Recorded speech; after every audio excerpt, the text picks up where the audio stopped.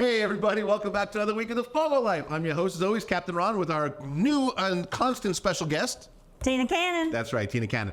We're up at her place in Noonan, Georgia here. We're gonna do something cool today. We're gonna smoke a pork butt on the Big Green Egg MiniMax. Now that's pretty cool, huh? Yeah. Now there's something you don't see every day. So let's go ahead and get started, and I'm really excited for this one. How about you? I'm ready to go. We got a 2-pack of pork butts here, so we're gonna take one out. We got boneless here, because I wanna show you how to do a boneless pork butt. We're gonna show you how to season the inside, tie it all together, and I think it's gonna be a great video. A lot of good information for us right here, right? We need some butcher twine, Right? some of my seasoning, Okay. and we're ready to roll. Great. Let's rip this baby open. All right, Tina, you like my butt? I love it. All right, good. So we got this beautiful boneless pork butt here.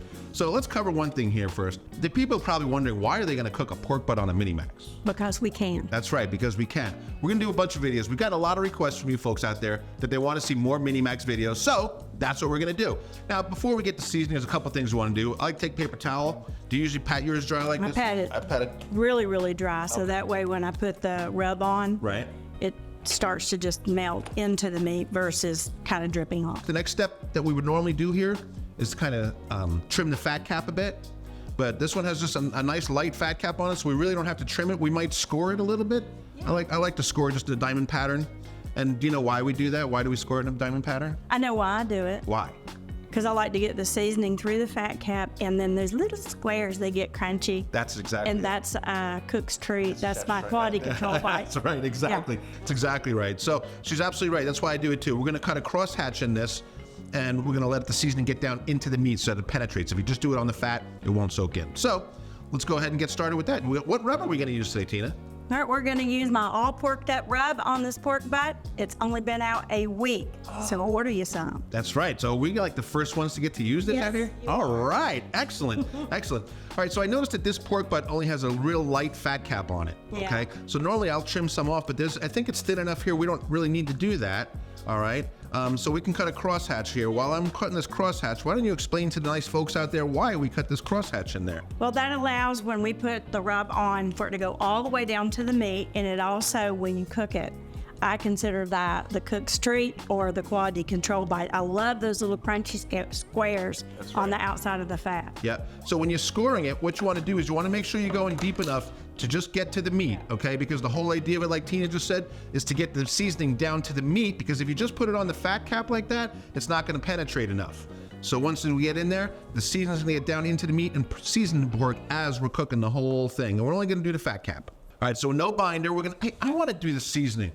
Okay. Well, no, wait. Let's do the inside, because remember, this is boneless. Okay. And we're going to get that seasoning right as where the bone would have been, and Swift has removed it for you. So let's season all inside. So that's the nice part about using a boneless butt like this, is that we can actually season the whole inside of it and get that flavor building all throughout the whole piece of meat. That's kind of one of the reasons I actually prefer to do a boneless. Everybody says, oh, you need to bone in for it to be good. This is going to be just great. You also get 100% yield on here. Yes. Yep, absolutely. You get what you pay for. That's right. So I'm going to get this and tuck it in and over, and let's get all of the rest of it. Okay. So you want to open these slits up that we did and get that seasoning down in there. Okay. We should probably be wearing gloves, but hey, it's just we're eating it. We're eating it. That's right. I tell you what, I love using this barbecue prep tub, because this seasoning otherwise goes all over my counter, and it seems like it just stays there for weeks, no matter how many times I wash it and clean it. It's a lot less to clean up, that's for sure. Yeah. So guys, just like every other piece of meat we're doing, you want to make sure you season every single side of it and get in between these little nooks and crannies where all the goodness is going to happen. Everything should be coated, front, back, inside, outside, everything. We're going to tie this together so it cooks as if it's a bone in. All right, and it's really simple. We're just gonna use some basic kitchen twine here. This also helps it cook more evenly. Yeah. So if you're cooking like if you're cooking like this and it's got thin and thick parts, that's no good. So what I like to do, and you might have a different way of doing it, Tina. I just simply do it really simple. I do this 1, 2 times around, pull it tight, like that. So we have a nice bundle. It's a bundle of joy. A bundle of joy.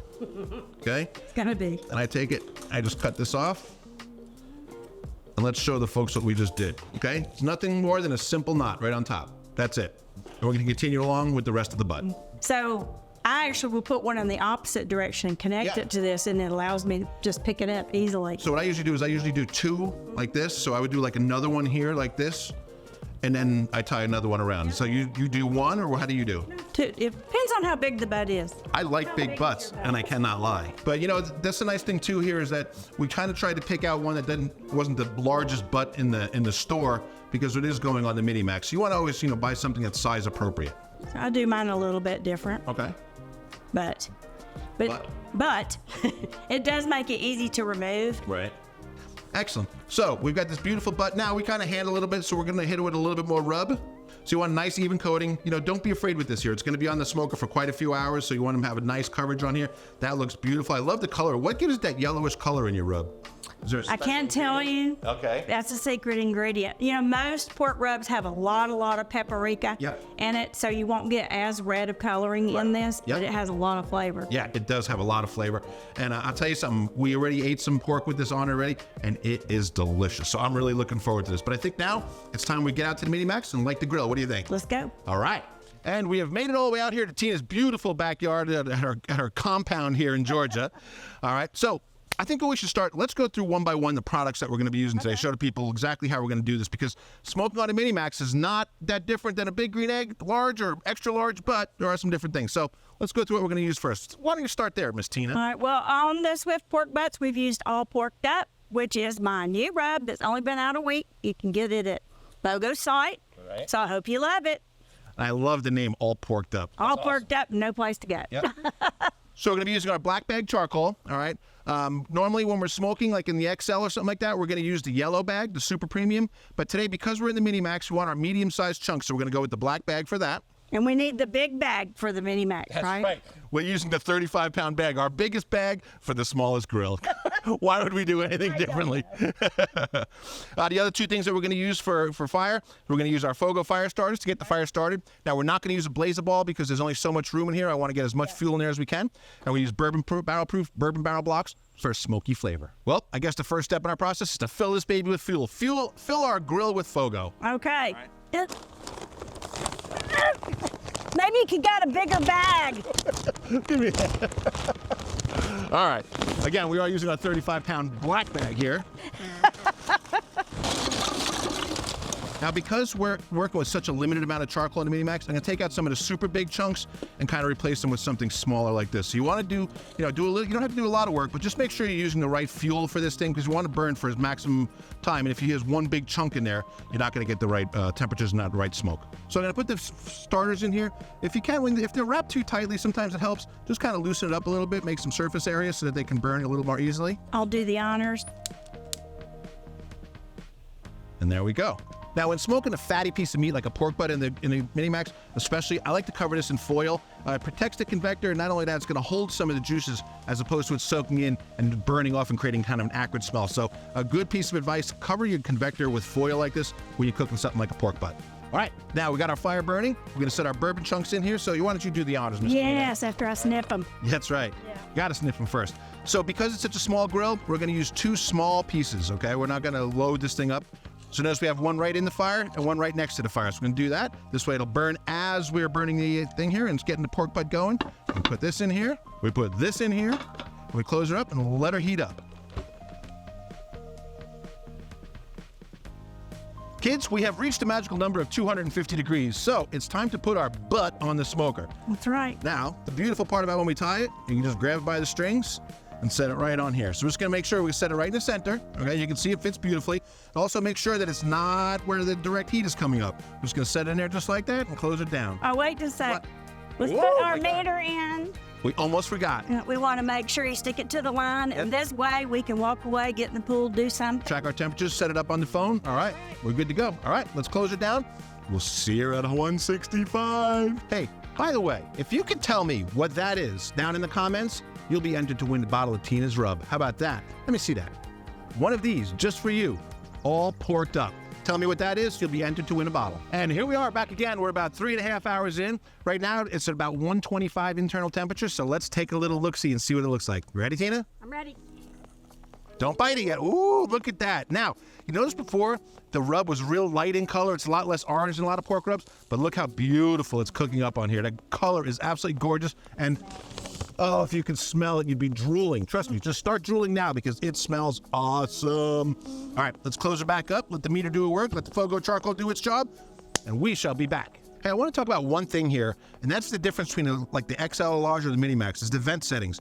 Here, because this pork butt is taking up so much room in the dome, to get to 250, we got to cook it here. On my large and my XL, I'm more like there for 250. So, just make sure that you're checking your vents, make sure your temperature control is in line here, because that's going to be a big difference from the larger eggs. We are rolling right along here at 250, and this thing is at 168 degrees. Look at that beautiful bark. This thing is absolutely gorgeous. You know what else? Remember I said to put the foil on there? Look at how much stuff is built up on that foil. That would all been on your convector. So our next step, we're gonna wrap this and let it continue to cook. Now wrapping it is really simple. Woo, that's hot. I'm gonna wrap it just like a gift. I like to start on the sides. One side up, other side up. Okay. Cover it up like that, wrap it around, and do the same thing here. Okay, we are wrapped nice and tight. Okay, you want to make sure it's good. You want to make no holes in there. Make sure you put no holes in it. The only hole is this one. Okay, right in the center of the meat. And all we do is pop it right back on. Okay, what we're doing, if you're not familiar by wrapping it, this is called the Texas crutch. All we're doing is making it cook in its own juices, and it's hit the stall. At about 165 degrees, it's going to hit what's called the stall, and it's going to stay there while all the intramuscular fat, everything like that, is going to break down and render, making it super tender, making it into pulled pork. So to wrap it is just going to really make that process go a lot faster. You're going to save 2, 3, maybe 4 hours worth of time by wrapping it in foil like that. So there's your little pro tip on pulled pork for the day. Hey, Ron. Yes, ma'am. The meter app says it's 203. Don't I know it? I do know. All right. Let's check it out. Oh, God, it smells so good. Yeah. All right. Now, the beautiful thing is, here we go. 8 hours. Oh, my God, it's so soft. It's more tender than a mother's love. All right. So what we're going to do now is we put it in the cooler. Why don't you tell the nice folks why we put it in the cooler? We let it rest. There will be some carryover cooking, but you let it rest, and it will redistribute all the juices back into the fork butt. It's going to shred like butter. You know that's right, baby. You know it. Woo! We nailed it. We nailed it.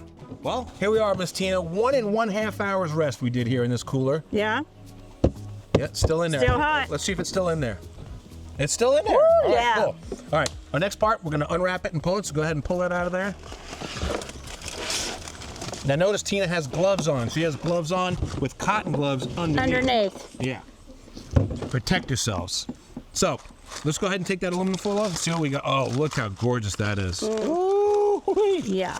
Nice Now, color. I'd like you to see, I want you to get in here. Can you see all the juices that are in the bottom here? Look at all those juices in the bottom there. That's the whole idea of keeping it in foil. It cooks in that, and that's just going to add more flavor. Man, since you have the gloves, can I just do it and dump it? Yeah.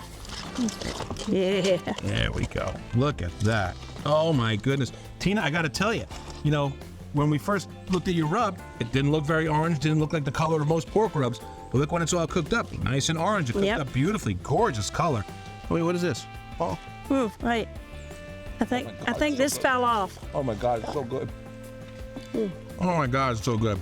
Now, I know a lot of times in the videos, I go, oh my God, it's so good. Oh my God, it's so good. Yes. Now, here's a super important thing before you serve to your guests.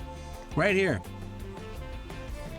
Take the strings off of your meat, all right? Yeah. The worst thing that you could do is serve your meat and have your guests bite into a piece of string. And it's so tender, it's just falling off. Yeah. Woo!